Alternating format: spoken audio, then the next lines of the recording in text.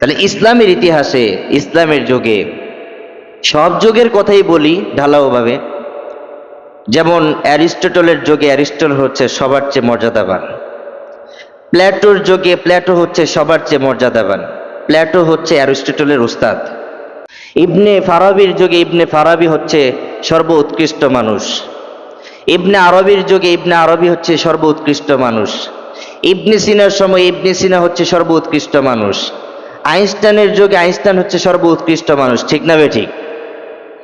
প্রত্যেকটা যুগে প্রত্যেকটা মানুষের শ্রেষ্ঠত্ব আছে, কিন্তু ইসলাম বলছে এদের শ্রেষ্ঠত্ব দুনিয়া কামানোর মধ্য দিয়ে, এদের শ্রেষ্ঠত্ব দুনিয়ার দায়িত্বের মধ্য দিয়ে, আর মুসলিম জাতির শ্রেষ্ঠত্ব হচ্ছে ঈমান আর আমলের মধ্য দিয়ে। সুবহানাল্লাহ বলতেন না? দুনিয়ার সকল মানুষের শ্রেষ্ঠত্ব দুনিয়া কামানোর মধ্য দিয়ে, দুনিয়ার সকল মানুষের শ্রেষ্ঠত্ব দুনিয়া অর্জন করার মধ্য দিয়ে, দুনিয়ার সকল মানুষের শ্রেষ্ঠত্ব দুনিয়ার শিক্ষা অর্জনের মধ্য দিয়ে, আর একজন মুসলিমের শ্রেষ্ঠত্ব ঈমান আর আমলের মধ্য দিয়ে।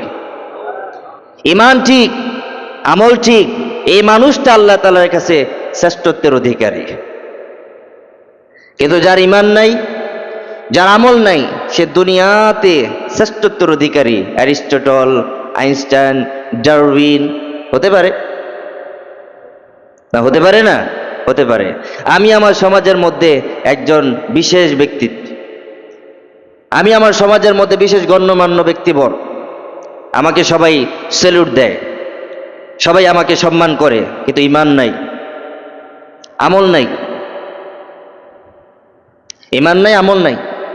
যেমন একজন শিক্ষক, সে ইকোনমিক্স পড়ায়, অর্থনীতির উপরে তার ভালো জ্ঞান আছে, বায়োলজির উপরে তার ভালো জ্ঞান আছে, বায়োলজির দিক থেকে সে সম্মানিত।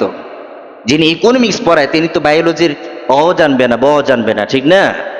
তো ইকোনমিক্সের ব্যক্তির দায়িত্ব, কর্তব্য হচ্ছে বায়োলজির শিক্ষককে সম্মান দেওয়া, বায়োলজির শিক্ষকের দায়িত্ব, কর্তব্য হচ্ছে ইকোনমিক্সের শিক্ষককে সম্মান দেওয়া। ঠিক তদ্রূপভাবে জনসাধারণ যারা ইসলামের জ্ঞান ন্যূনতম রাখে না, বা প্রাথমিক কিছু জ্ঞান আছে কিন্তু তার চেয়ে অধিক জ্ঞান রাখে, তার উপরে বসে থাকা মসজিদের মসনদে কিংবা মিম্বরে তার থেকে বেশি সম্মানিত যিনি মসজিদের মিম্বরে এবং মসনদে বসে আছে। কিন্তু তার মতো করে কথাবার্তা বলা, তার মতো করে চলন, তার মতো করে বলন, তার পদবি নিজে ধারণ করা, এটা ততক্ষণ পর্যন্ত হবে না যতক্ষণ না তার ভিতরে এই জ্ঞান অর্জন হয়। ঠিক না? কিন্তু আমার ভিতরে ওই জ্ঞান যতক্ষণ পর্যন্ত অর্জন না হবে ততক্ষণ পর্যন্ত নিজেকে ওই জায়গায় বসানো যাবে না। আল্লাহ বলছে আমি এইভাবেই মানুষকে সম্মানিত করি। ইনসাফের বিচারটা তো দুনিয়াতে হবে না। ইনসাফ তো কারোর মধ্যে নাই, কারো মধ্যে ইনসাফ নাই। একটা সমাজের মধ্যে চোর, তার যে সম্মান, একটা সমাজের মধ্যে একটা ভালো মানুষের সম্মান একই। ঠিক না? আমাদের সমাজে, আমাদের বর্তমান এই পরিস্থিতির দিকে আমরা লক্ষ্য করলে দেখি, ভুরি ভুরি উদাহরণ দেওয়া যাবে। একটা ডাকাতের, একটা সুদখোরের সম্মান যতটুকু, একজন নামাজী সম্মান ততটুকুই। আমি যদি একটু আগবাড়িয়ে বলি, বা 5 ওয়াক্ত নামাজ পড়ে মসজিদে সেজদা দিয়ে কপালে যদি কালো দাগ ফেলে দেয়, দেখবেন যে একজন ডাকাতের কাছে, সুদখোরের কাছে তার সম্মান কিছুই না। কে হয় কি হয় না? হয়। এটা হলো দুনিয়ার বিচার করলাম আমরা। এই বিচারটা কি ইনসাফি হইল না বেইনসাফি? ইনসাফি না বেইনসাফি? বেইনসাফি। এটা দুনিয়ার বিচারে। কিন্তু আল্লাহ বলছে আমি বেইনসাফি করব না। যার যতটুকু আছে, যার মধ্যে যতটুকু গুণ আছে, আমি তাকে ততটুকু অনুযায়ী, তত গুণ অনুযায়ী তাকে সম্মানিত করব। এই জন্যই আল্লাহ তাআলা সবচেয়ে বড় ইনসাফগার। বেইনসাফি হবেন না। তো সে আল্লাহ কি এই জাতির উপরে কখনো বেইনসাফি করতে পারেন? কখনোই করতে পারেন না। আল্লাহ তাআলা এই জাতিকে অনেক সম্মানিত করেছেন, সম্মান দান করেছেন। নবী আলাইহিস সালাতু ওয়াস সালাম ইরশাদ করেন, হাদিস শরীফের মধ্যে উল্লেখ রয়েছে, নবী বলেন কিয়ামতের ময়দানে অন্যান্য নবী রাসূলগণ ততক্ষণ পর্যন্ত জান্নাতে প্রবেশ করতে পারবে না যতক্ষণ না তোমাদের এই নবী জান্নাতে প্রবেশ করে। দুনিয়াতে যত নবী রাসূল আসছেন, কোন নবী রাসূল আমার আগে জান্নাতে যেতে পারবে? আমি যতক্ষণ না জান্নাতে প্রবেশ করব ততক্ষণ পর্যন্ত কোন নবী জান্নাতে যেতে পারবে? একটু আগ বাড়িয়ে বলেন। ঠিক তদ্রূপভাবে পৃথিবীতে যত উম্মত, যত বান্দা আসছে, কোন বান্দাই জান্নাতে যেতে পারবে না ততক্ষণ পর্যন্ত যতক্ষণ না আমি নবীর উম্মতকে জান্নাতে পাঠাই। একে তো নবীর মর্যাদা, দুইয়ে নবীর কারণে উম্মতের মর্যাদা। এই সম্মানটা কে দিছেন? আল্লাহ দিছেন। উসিলাটা মুহাম্মদুর রাসূলুল্লাহ। এখন যদি নবী না থাকতো এই সম্মান আমরা কিভাবে পেতাম? নবী যদি তার দায়িত্ব, তার হিকমা, তার ইলম, তার কালাম, তার দাওয়া এগুলো যদি আমাদের সামনে না নিয়ে আসতো এই সম্মানটা আমরা পেতাম? ঈসা আলাইহিস সালাতু ওয়াস সালাম থেকে নিয়ে মুহাম্মদ সাল্লাল্লাহু আলাইহি সাল্লাম পর্যন্ত 500 কিংবা 600 বছর অতিবাহিত হয়ে গেছে, কিন্তু এই 500-600 বছরের ভিতরে কোন নবী রাসূল আসে নাই। এই 500-600 বছরের ভিতরে কত উম্মত পার হয়ে গেছে? হাজার হাজার উম্মত, লক্ষ লক্ষ উম্মত, কিন্তু তারা কোনো নবী পান নাই, কোন রাসূল পান নাই। এটাও তাদের জন্য একটা বড় পরীক্ষা। নবী তাদের মধ্যে নবী রাসূল না পাঠিয়ে পরীক্ষা করলেন, দেখলেন তারা কি আগের জায়গায় বহাল আছে না চেঞ্জ হয়ে গেছে। এই জন্য নবী আলাইহিস সালাতু ওয়াস সালামের মা বাবাকে জাহান্নামী বলা যায় না।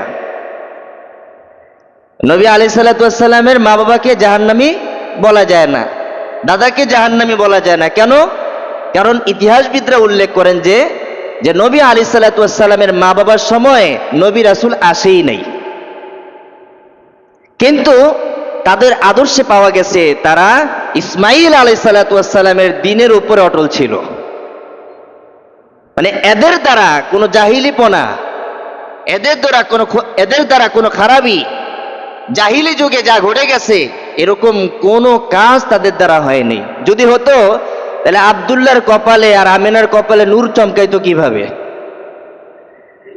ঠিক না? আব্দুল্লাহ আর আমিনার সাথে যে বিয়ে হয়েছে, বিয়ে হওয়ার আগে তো দুইজন স্বপ্ন দেখে ফেলছে। একজন স্বপ্ন দেখতেছে যে অমুক বংশধরের সাথে অমুক ছেলের সাথে নামও উল্লেখ করে দিছে, তার সাথে বিয়ে হচ্ছে। বাবাকে স্বপ্ন বর্ণনা করতেছে আমেনা, আর অন্যদিকে দাদা আব্দুল মুতালেবও দেখতেছে যে আব্দুল্লাহর কপালে তো আমেনার নূর চমকাইতেছে। তো খারাপ হলে, বেদ্দিন হলে, জাহিলি যুগে পড়ে গেলে ওনাদের কপালে নূর চমকাবে কিভাবে? বোঝা গেল যে 500-600 বছরের ভিতরে নবী রাসূল আল্লাহ পাঠান নাই, না পাঠানোটাই এই উম্মতের জন্য পরীক্ষা। যারা আগের জায়গায় বহাল ছিল তারা মুক্তির পথ পেয়ে গেছে, যারা বহাল থাকে নাই, জাহিলি যুগে নিজেদেরকে চেঞ্জ করে ফেলছে, তারা জাহান্নামী হয়ে গেছে। আবু জাহেল, উতবা, সাইবা, আবু লাহাব। তাহলে বোঝা গেল আমার কাছে দিন আসুক কিবা না আসুক, আমার কাছে কেউ রাহাবারি, কোন রাহাবার যদি খবর নিয়ে না আসে, কিন্তু আমার কানে পৌঁছানো হয়েছে একজন নবী আসছেন, উনি আল্লাহর দাওয়াত দিচ্ছেন, কোরআনের দাওয়াত দিচ্ছেন। আমি বলতেছি আপনাদের কাছে, আপনার আফসোস হতে পারে, আপনি হয়তো মাজুর হয়ে কথা তুলে ধরতে পারেন যে নবী তো শ্রীলঙ্কাতে আসছে, ভারতে আসছে, বাংলাদেশে তো আসে নাই। এর মানে হচ্ছে আমার আর আমল করতে হবে না, এর মানে হচ্ছে আমার ঈমান আনতে হবে না। ইসলামী ভাবধারায়, মূল ধারায়, ইসলামী আকীদা মতে বক্তব্য হচ্ছে, যদি আপনার কাছে কোনো রাহাবার কোনো খবর না নিয়ে আসে, যদি আপনার কাছে কোনো নবী না আসে, কিন্তু আপনি নবী আসছে এরকম সংবাদ পেয়ে গেছেন, নবীর দাওয়াত কি, মিশন কি, কাজ কি, এগুলো আপনার কাছে পৌঁছানো হয়েছে, নবী এখনো আসে নাই, আপনার কাছে নবী আসে নাই, কিন্তু নবী কে, কে তিনি, পরিচয় কি, কোত্থেকে আসছে, ওনার মিশন কি, কার্যক্রম কি, এগুলো যদি আপনার কর্ণকুহরে পৌঁছানো হয় আর আপনি যদি জেনে যান, তৎক্ষণাৎ আপনার ওপর ঈমান আনা আবশ্যক। তৎক্ষণাৎ আপনার জন্য ঈমান আনা কি বলেন? খবর আসার পর, নবী আসে নাই, সংবাদ আসে নাই, ব্যক্তি আসে নাই, না, এটা ধর্তব্য হবে না।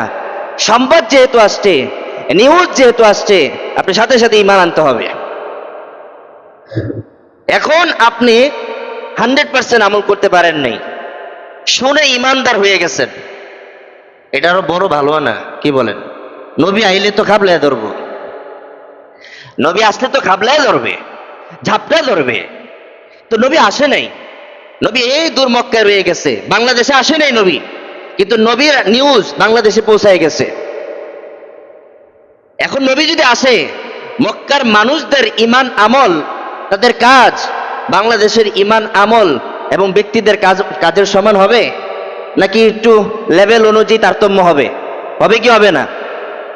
বাকি আল্লাহর বক্তব্য হচ্ছে, যার কাছে ঈমানের মেসেজ পৌঁছায় গেছে, সে যদি ঈমানদার হয়ে যায়, ওইটাই তার জন্য নাজাতের জন্য যথেষ্ট। এখন কথা হচ্ছে, ধরেন আমি এখানে বসে আলোচনা করতেছি, আমি আপনাদেরকে চাপ দিচ্ছি আমলটা করেন করেন করেন, কিন্তু এই মসজিদটা জামি মসজিদ না, পাঞ্জেগানা মসজিদ, নামাজ পড়েন চলে যান, জুমার আলোচনা হয় না, জুমার নামাজও হয় না, কোনো কিছু হয় না, বাকি আপনি নামাজ পড়ে চলে যান। এখন আপনাকে যদি প্রশ্ন করা হয়, ভাই আপনি জুমার নামাজ পড়েন না কেন? তো ভাই আমাদের এলাকা তো অজপাড়াগা, এখানে তো জুমার নামাজ পড়ার মতো শরীর কোনো কারণ দেখতেছি না, আর এটা জামে মসজিদও না। এবার আপনাদের কাছে আমার একটা প্রশ্ন, আপনারা শুধু পাঞ্জেগানা নামাজ পড়লেন, আর যে এলাকাতে পাঞ্জেগানা সহ শরিয়া মসজিদ জুমার নামাজ পড়ে, তাদের দায়িত্বটা বেশি না আপনার দায়িত্বটা বেশি? যে মসজিদগুলোতে জামে মসজিদ জুমার নামাজ হয়, তাদের দায়িত্বটা একটু বেশি, ঠিক না বেঠিক? আর আপনার দায়িত্বটা কম কেন? আপনি মাত্র পাঞ্জেগানা পড়েন। কিন্তু আল্লাহর মেসেজ হচ্ছে, এই যে কম আমল করছো না, আর ওই যে ব্যক্তি বেশি আমল করছে, কম আমল করার কারণে ওই বেশি আমলকারীর সাথে তোমার সাথে জান্নাত হবে, একই জান্নাতে প্রবেশ করবে। তো নবী আসেন নাই, কিন্তু নবীর আওয়াজ আমাদের কাছে পৌঁছায় গেছে।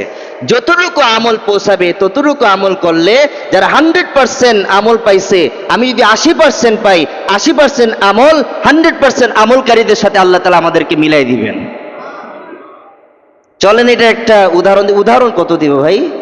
এটার বড় উদাহরণ হচ্ছে লাইলাতুল কদর। এটার বড় উদাহরণ হচ্ছে লাইলাতুল কদর। লাইলাতুল কদর নিয়ে 3টা শানে নজুল আছে, তিনটা প্রেক্ষাপট আছে। প্রথম প্রেক্ষাপট, নবী আলী সাল্লাতু ওয়াসসালাম একদিলে কোথাও বসে তিনি চিন্তিত, পেরেশানি, চিন্তা করতেছেন, পূর্বের উম্মতেরা বয়স পাইছে বেশি, 1000 বছর পাইছে, 200 300 400 1000 বছর পেয়ে গেছে, তাদের আমলও বেশি। এই যে একটু আগে যে বললাম, নবীকে পাইলে হবে একরকম আমল, আর নবীকে না পাইলে হবে আরেক রকম আমল। নবীকে পাইলে হবে বেশি আমল, নবীকে না পাইলে হবে কম আমল। কিন্তু কম আমলেই যদি ইখলাসের সাথে হয়, বেশি আমলদারদের সাথে আল্লাহ তাআলা আপনাকে মিলাই দিবেন। নবী চিন্তিত, পূর্বের উম্মতের বয়স এত, আমলও তো বেশি, এই উম্মতের বয়স মাত্র 60-70 গিয়ে থেমে যায়, এই উম্মত 1000 বছর যে হায়াত পেল, তার লেভেল পর্যন্ত কিভাবে পৌঁছাবে? নবী চিন্তিত, পেরেশানি। জিবরাইল আমিন আলাইহিস সালাতু ওয়াস সালাম সূরা কদর নিয়ে আসতেন, এটা পড়েন নবী, আপনি এটার উপর আমল করতে বলেন। ও একদিন আমল করবে, এক রাত আমল করবে, 1000 মাসের চেয়েও ইবাদত করলে যে সওয়াব, ওই সওয়াব নাকি আমি ওই এক রাতে আমল করলে আমি তাকে প্রদান করব। 1000 মাসের চেয়েও। আলফ, কোরআনে কারিমে সূরাতে আসছে, লাইলাতুল কদরি খায়রুম মিন আলফ, আলফ মানে 1000। আর আরবি ব্যাকরণ মতে এই আলফুন শব্দটা অধিক অর্থে ব্যবহৃত হয়, অধিক সংখ্যার জন্য ব্যবহৃত হয়। এখন আলফ যদি 1000 ধরেন, তো কত হাজার? হাজার হাজার, বলেন কত হাজার? হাজার হাজার। কিন্তু অনুবাদে উঠানো হয়েছে 1000 মাসের চাইতেও, চাইতেও ও লাগাই দিল। একে তো হচ্ছে 1000 মাসের চাইতেও, মানে 1000 মাস না, এর চেয়েও বেশি। সুবহানাল্লাহ। অনুবাদটা হবে 1000 মাসের চাইতেও, 1000 মাসের চাইতেও। কয় রাত্রির ইবাদত? এক রাত্রির ইবাদত। এক রাত্রির ইবাদত। মান কামা ফি লাইলাতিল কদরি ঈমানান ওয়া ইহতিসাবান গুফিরা লাহু মা তাকদ্দামা মিন যামবিহি। নবী আলাইহিস সালাতু ওয়াস সালাম ইরশাদ করেন, যে ব্যক্তি লাইলাতুল কদরে দাঁড়িয়ে ইবাদত বন্দি করবে ঈমানের সাথে সওয়াবের আশায়, আল্লাহ তাআলা তার অতীত জীবনের সকল গুনাহ মাফ করে দিবেন। কারণ অতীত গেছেই তো মাত্র 50 বছর, অতীত গেলই মাত্র 40 বছর, অতীত গেলই মাত্র 30 বছর, অতীত গেলই মাত্র 20 বছর। তাহলে বোঝা গেল বয়স বেশি হইলে লাভ না কম হইলে লাভ? বেশি হইলে লাভ না কম হইলে লাভ? কম হইলে লাভ। এখন এই কমের ভিতর একটা সার্থকতা আছে। সার্থকতা কি? আমলটা ইখলাসের সাথে করবেন তো যারা 1000 বছর পাইছে তাদের সমান ইবাদতের সওয়াব আল্লাহ আপনাকে দিয়ে দিবেন। বলেন তো এই উম্মতের কম হায়াতের মধ্যে শ্রেষ্ঠত্ব আছে কিনা নাই? কেমন আছে? কেমন আছে? অতুলনীয়। এক কথায় কেমন আছে? অতুলনীয়। নবীর ওই হাদিস, কোন উম্মত জান্নাতে যেতে পারবে না যতক্ষণ না আমার উম্মত জান্নাতে যায়। কোন নবী আমার আগে জান্নাতে যেতে পারবে না যতক্ষণ না আমি জান্নাতে প্রবেশ করি, ততক্ষণ পর্যন্ত কোন নবী জান্নাতে প্রবেশ করতে পারবে না। এই হাদিসের সবচেয়ে বড় প্রমাণ যে আমাদের সম্মান, আমাদের শ্রেষ্ঠত্ব অতুলনীয়, তুলনা করা যাবে না। এই উম্মতের শ্রেষ্ঠত্ব কতটুকু আল্লাহ নিজেই বলেন, ইন্না আক্রামাকুম ইনদাল্লাহি আতকাকুম ওয়া লাকাদ কাররামনা বানি আদম والتين والزيتون وطور سينين وهذا البلد الأمين لقد خلقنا الإنسان في أحسن تقويم। এই শ্রেণীর মর্যাদা, এই শ্রেণীর মর্যাদা বর্ণনা করতে গিয়ে আল্লাহ বর্ণনা করেছেন ওয়াত্তিন। প্রথমে আল্লাহ তাআলা আঞ্জির ফলের কসম খাইছেন। তিন মানে 3 ফল, তিনকে বাংলায় বলা হয় আঞ্জির ফল, একটা একটা ফলের নাম। ওয়াজ্জাইতুন, জাইতুন ফল। ওয়াতুর সিনিন, তুর পর্বত, তুর পর্বতের কসম খাইছেন। ওয়াহাদাল বালাদিল আমিন, আল্লাহ তাআলা পবিত্র মক্কা নগরীর কসম খাইছেন। মানুষের শ্রেষ্ঠত্ব বর্ণনা করতে গিয়ে, উম্মতে মুহাম্মদের শ্রেষ্ঠত্ব বর্ণনা করতে গিয়ে আল্লাহ তাআলা 4 জিনিসের কসম খাইছেন। সুবহানাল্লাহ বলতেন না? ওয়াত্তিন 1, ওয়াজ্জাইতুন 2, ওয়াতুর সিনিন 3, ওয়াহাদাল বালাদিল আমিন 4টা কসম খাই আল্লাহ বলছেন, লাকাদ খালাকনাল ইনসানা ফি আহসানি তাকওয়িম। আমি মানুষকে যে সৌন্দর্য দিয়েছি, পৃথিবীতে কোনো মাখলুককে আমি এই সৌন্দর্য দেই নাই। আমি মানুষকে যে সৌন্দর্য দিয়েছি, তাকে যে সুন্দর আকৃতিতে সৃষ্টি করেছি, একটা রূপ দিয়েছি, তাকে গঠন করেছি, এরকম সৌন্দর্য আকৃতি আমি কোনো মাখলুককে দান করি নাই। তাহলে বোঝা গেল আল্লাহর সৃষ্টির মধ্যে সর্বশ্রেষ্ঠ মাখলুক হচ্ছে মানুষ। এখন বলেন, যদি আয়াত সত্যি হয়, এই আয়াত অনুযায়ী যদি আল্লাহ এই কথা বলেন যে সকল মানুষকে আমি সৌন্দর্যের দিক থেকে শ্রেষ্ঠত্ব দান করেছি, তাদেরকে সুন্দর আকৃতি দান করেছি, সাদার লগে কালো, কালোর সাথে বেটে, লম্বা, কুচকুচে কালো, আঁকা বাঁকা চেহারা, বলেন আমার আপনার কাছে তারতম্য আছে? আল্লাহর কাছে আছে? বলেন না কেন আছে? আবু লাহাবের চেহারা তো ছিল লাল টকটকে, অগ্নিস্ফুলিঙ্গ, দেখলেই যে দেখতো তার চেহারাতে আগুন জ্বলতো। লাহাবের চেহারার দিকে তাকাইলে যে তাকাইতো তার চেহারাই জ্বলজ্বল করতো, আগুন স্ফুলিঙ্গের মতো ছিল আবু লাহাবের চেহারা। কিন্তু আবু লাহাবের চেয়েও মর্যাদাবান হয়ে গেল হযরত বেলাল।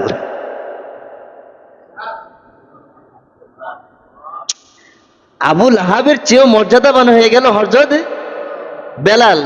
ও ভাইবারে, ঈমান আনার আগে তো হযরত ছিল না, ঈমান আনার পরে সামনে লাগাইছে হযরত। ঈমান আনার আগে শুধু বেলাল ছিল, ঈমান আনার আগে শুধু কি ছিল? বেলাল ছিল। গোলাম হওয়ার পরে বেলাল ছিল না, ছিল গোলাম, দাস। কিন্তু ঈমান আনার পরে নামের আগে লাগলো হযরত, ঈমান আনার পরে নামের পরে লাগলো রাদিয়াল্লাহু তাআলা আনহু। ওরে ভাই, উম্মতে মুহাম্মদের শ্রেষ্ঠত্ব দুনিয়ার কামের মধ্যে নাই। উম্মতে মুহাম্মদের শ্রেষ্ঠত্ব রং, খাটো, লম্বা, জামা কাপড়, কে চাকরিজীবী, কে ব্যবসায়ী, কে মুচি, কে চামার, কে এটা, কে সেটা, এটার মধ্যে উম্মতে মুহাম্মদের পরিচয় নাই। পরিচয় হচ্ছে ঈমান আর আমলের মধ্য দিয়ে। যার ঈমান আছে, আমল আছে, সে আবু লাহাবের মতো সৌন্দর্য হইলে শ্রেষ্ঠত্বের অধিকারী হবে না। তার প্রতি ঈমান আছে তো বেলালই তার জন্য যথেষ্ট, বেলালের মতো শ্রেষ্ঠত্বের অধিকারী হয়ে যাবে।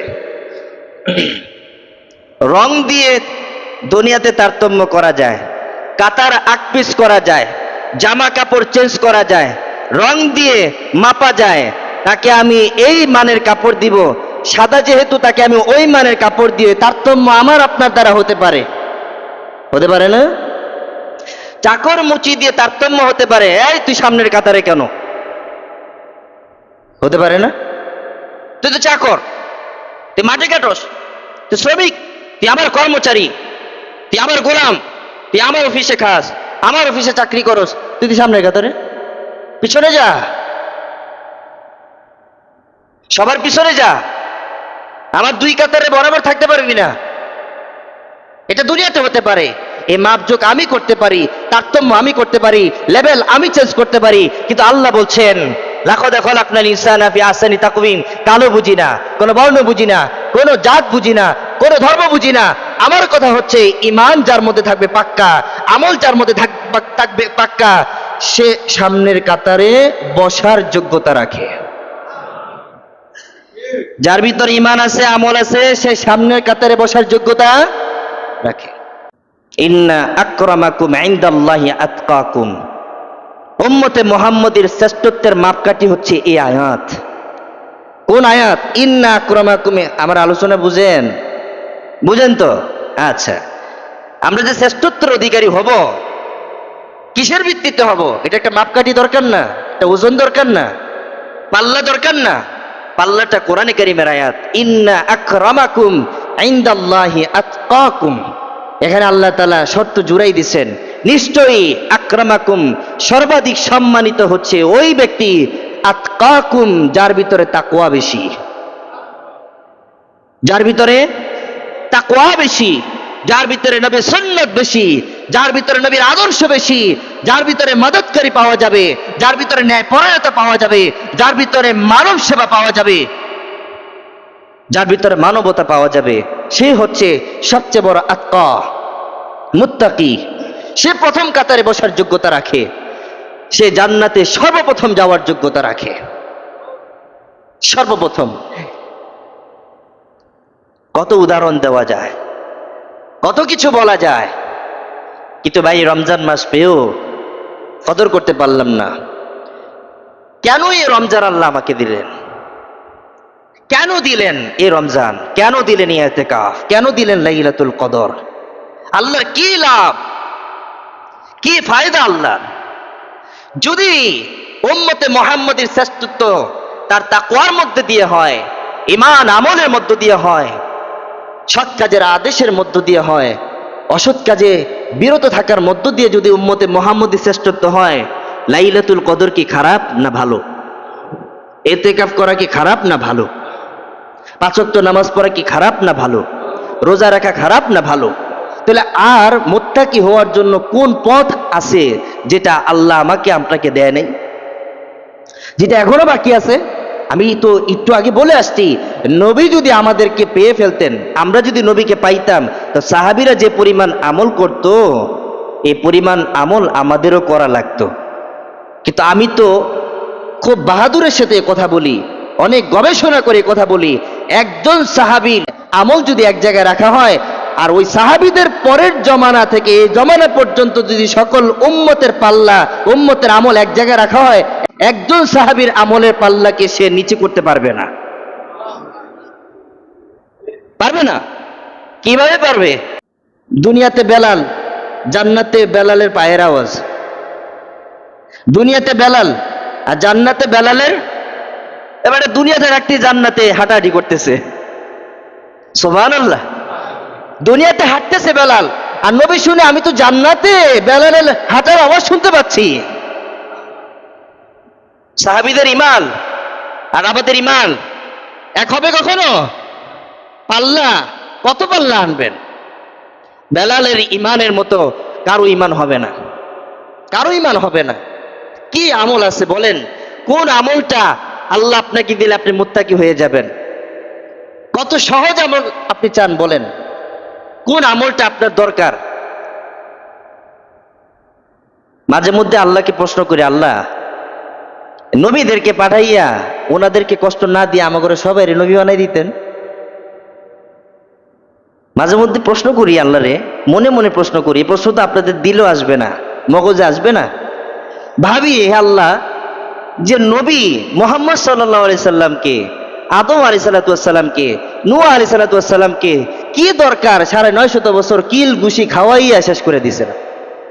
সবাই নবী বানাই দিতেন, সবাই বুঝ অনুযায়ী চলতো, নবীদেরও কষ্ট করতে হইতো না। কিন্তু প্রশ্নের উত্তরটা সাথে সাথে চলে আসে, আমি যদি সবাইকে নবী বানাই দিতাম তাহলে একজন যে আরেকজনকে দেখে অনুপ্রাণিত হবে এই পথটা বন্ধ হয়ে যেত। একজন আরেকজনের আমল দেখে যে অনুপ্রাণিত হইতো, আরে সে আমার চেয়ে এত বেশি আমল করে, তো আমিও আজ থেকে তার চেয়ে বেশি আমল করব। এই যে অনুপ্রাণিত হওয়ার যে রাস্তাটা, পথটা, এটা বন্ধ হয়ে যেত। তখন সবাই নিজেকে শ্রেষ্ঠত্বের দাবি করত, ঠিক না বেঠিক? আমি শ্রেষ্ঠ, সে বলবে আমি শ্রেষ্ঠ, সে বলবে আমি শ্রেষ্ঠ। মারামারি লেগে যাবে, দ্বন্দ্ব সৃষ্টি হবে, কাটাকাটি হবে। আল্লাহ বলছে না, এই কাটাকাটি করা যাবে না। এই জন্য আমি একজনকে নবী বানায় পাঠাইছি, এজন্য ওনার উপরে দায়িত্ব বেশি, কর্তব্য বেশি। ওনাকে আমি রোড মডেল বানাইছি, যেন ওনার আমল দেখে, ওনার শক্তি দেখে, ওনার ধৈর্য দেখে গোটা পৃথিবীর মানুষ যেন এই মানুষকে অনুসরণ করে, অনুপ্রাণিত হয়ে আমল করে নবীদের মতো নয়, সাহাবীদের মতো শ্রেষ্ঠত্ব অর্জন করতে পারে। এটা বোঝার জন্য একটা উদাহরণও মাথায় চলে আসছে আমার। একটা ক্লাসে সব ছাত্র শ্রেষ্ঠ, একটা ক্লাসে সব ছাত্র কি শ্রেষ্ঠ। এখন বলেন তো, কোন ছাত্র কোন ছাত্রকে দেখে অনুপ্রাণিত হবে? কোন ছাত্র কোন ছাত্রকে দেখে শিখবে? শিখার কিছু আছে? সবাই তো শ্রেষ্ঠ। রুল এক বলবে, আমার রুল এক। পাশের জন বলবে আমার রুলও তো একই। এর পাশের জন বলবে আমার রুলও তো এক। তো এক তো অন্যজন থেকে শিখবে না। এখানে তো দুই কেউ নাই, তিন কেউ নাই, সব এক। তাহলে শিখবে কোত্থেকে? আল্লাহ বলছে আমি নবী গোটা জাহানের জন্য এক এক সময়ে এক এক নবীকে পাঠাই দিয়া রুল এক রাখছি, আর সকল রুলারদেরকে বলছি এই এককে অনুসরণ করো, মুক্তির পথ পাইয়া যাইবা। কারণ যে নবী তার দায়িত্বটা তোমাদের চেয়েও বেশি। এখন আমরা যদি সবাই নবী হয়ে যেতাম তাহলে আমাদের দায়িত্ব কর্তব্য বেশি হয়ে যেত। আমরা পারতাম না ভাই, আমরা পারতাম না। আমরা যুদ্ধ করে নষ্ট হয়ে যেতাম, ধ্বস্ত হয়ে যেতাম, ধ্বংস হয়ে যেত। এই জন্য কোরআনে কারিমে আল্লাহ আয়াত নাজিল করে জানাই দিছেন, যদি তোমাদের দুই খোদা থাকতো তো দুই খোদা দুনিয়া চালাইতো কবে? দুই খোদার ভিতরে মারামারি লেগে দুনিয়া ধ্বংস হয়ে যেত। এই জন্য আল্লাহ কোরআনে কারিমে আয়াত নাজিল করছেন।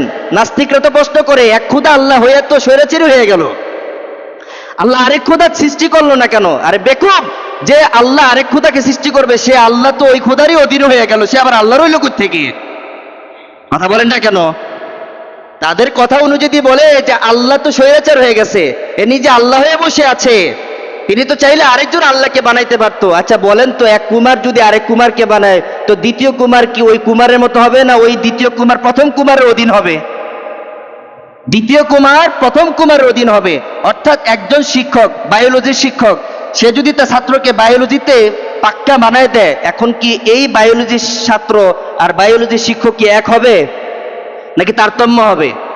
পরিচিতি এক, শিক্ষা এক, ধরেন লম্বা এক, হাইট এক, গঠন এক, সব দিকে এক, কিন্তু কথা হইলো যে বানাইলো আর যার দ্বারা সে সৃষ্টি হইলো, দুইজন কি এক হইলো? এক হইলো? তো নাস্তিক এখানে কিসের প্রশ্ন করে? আউল ফাউল মগজ আছে, জ্ঞান আছে, কি চিন্তা নিয়ে কথা বলে? এজন্য আল্লাহ বলছে দুইজন খোদা হলে দুনিয়া ধ্বংস হয়ে যেত, দুই আল্লাহর ভিতরে মারামারি লেগে যেত। এক আল্লাহ বলতো এইভাবে দুনিয়া চালাও, আরেক আল্লাহ বলতো না এইভাবে চলবে না, ওইভাবে চালাও। তো দুই আল্লাহ নিয়ে মারামারি হয়ে যেত, দুনিয়া চলতো কিভাবে আর আমরাই বা আসতাম কিভাবে? এজন্য আল্লাহ একজন। কয়জন বলেন? ইমান ইমান ইমান ইমানের পরিচয় আল্লাহ কয়জন? একজন। আমাদের পৃথিবীতে একজনই খোদা, আর কোনো খোদা নাই। কারো সামনে সেজদা দেওয়া যাবে না, সেজদা একমাত্র আল্লাহর সামনে। দুনিয়াতে আর কোনো মনিব নাই, আমাদের মনিব একজনই, তিনি হচ্ছেন কে? আল্লাহ। এটা হচ্ছে ইমান। ইমান। দ্বিতীয় নাম্বার রিসালাত, নবী মুহাম্মদ সাল্লাল্লাহু আলাইহি ওয়াসাল্লাম, দুনিয়াতে আর কেউ নবী হয়ে আসবেন না, রাসূল হয়ে আসবেন না, কেউ নবী দাবিও করতে পারবে না, কাউকে নবী বানাইতে পারবো না, কাউকে নবী হিসাবে ভূষিত করা যাবে না। নবী একজনই ছিলেন আমাদের সময়ে, তিনার নাম মুহাম্মদুর রাসূলুল্লাহ। এই ঈমান আর আমল যদি আমাদের মধ্যে থাকে তো শ্রেষ্ঠত্ব হতে বেশি সময় লাগবে না, বলেন ইনশাআল্লাহ।